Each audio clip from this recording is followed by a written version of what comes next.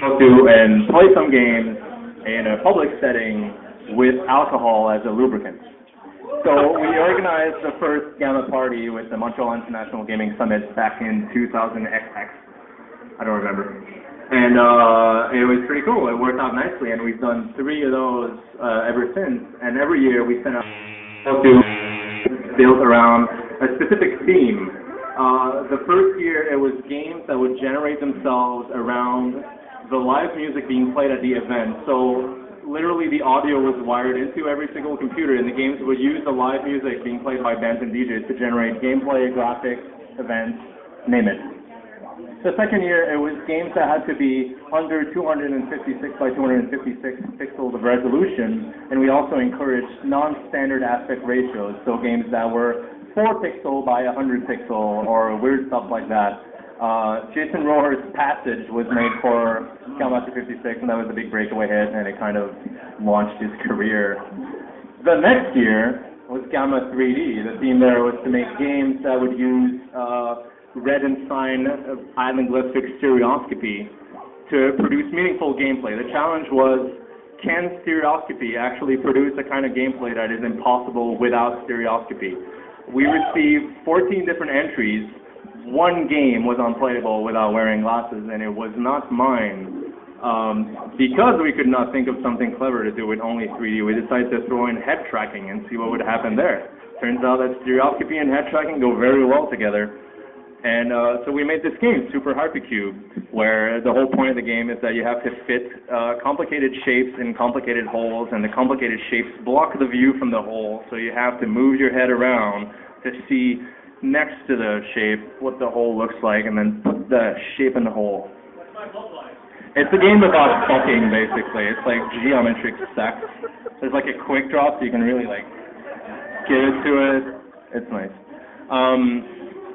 So that was Gamma 3D. 2 years after that, we did Gamma 4. That was in San Francisco last year for GDC. It was one-button games that only use a single button as the entire mean of interaction. We were disqualified. Your game used no buttons at all. We were clear about the rules. And yeah, that's about everything I have to say about this. Oh well, no, let's like suck some dicks.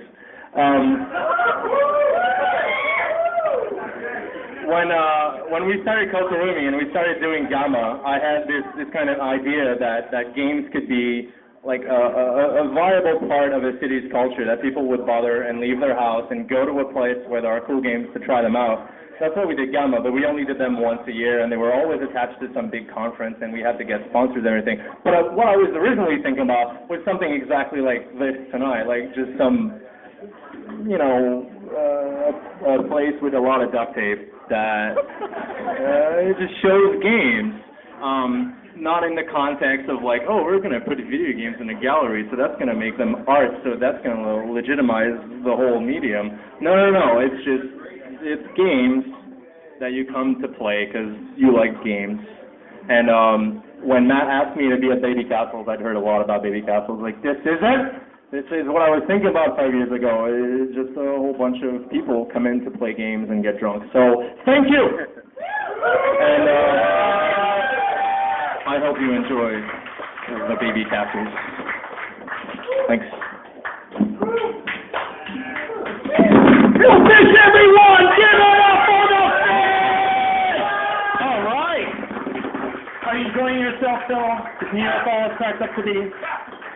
You want to expatriate yourself, tell them to become an American, don't you? Yeah, exactly. So, anyways, all right, listen, I forgot to mention this. There's a lot of people to thank. So first off, I have to thank you for coming out here again. You know, it's a hot, sweaty night. You probably have other things to do, cooler shit to watch or whatever on TV. I don't even have cable. Cable access.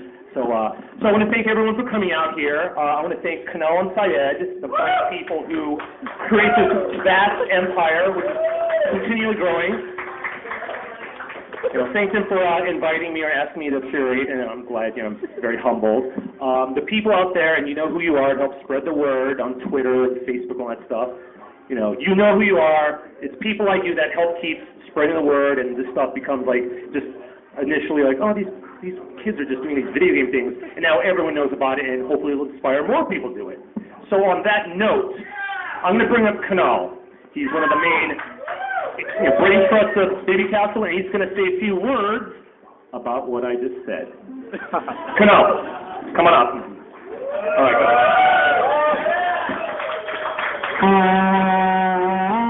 Hey, first Glowmag is setting up. He's playing. He's been along. He's a really old friend of mine. He's the guy behind This Spartan Life, and he also plays as Glowmag. It's really cool to have him here. Another person it was really cool to have is Joe Fish, because the first time I went to Gamma's parties that he throws in Montreal with Heather Kelly and the rest of Kokoromi were kind of the foundation for Babycastles. I stayed over at their place and we just talked about what we can do in New York, and then we did it. So thanks a lot for coming and seeing it. So. I'm not going to talk about anything. I'm just going to tell you two things. One, we have a Manhattan space from October to December next to Grand Central, and I need to get a lot of work done for that. And it's going to be really cool. It's a daytime, full-time arcade, to do this. We want it to work a lot better than games work here, though. Which brings me to Sunday night. This Sunday at 7. And pretty much almost any Sunday that you can check on Babycastles, we meet on our rooftop and try to work on different parts of gaming in New York. Parts of Ben Johnson's been trying to think about podcasts about the game culture. He's here. This scene, right? There's a bunch of scenes here, Kill Screen and Fort90, and I want to start one as well. So we've been working on that with a friend of mine, Toby Lurio, who's been doing all the write-ups of games so far.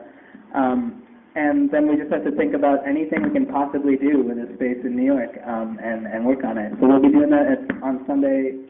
We're bringing food. It's like a potluck kind of thing. We'll be here from 7 to 10. You're welcome to come and just hang out on our roof and try to just talk about ideas and work on them with us. Thanks.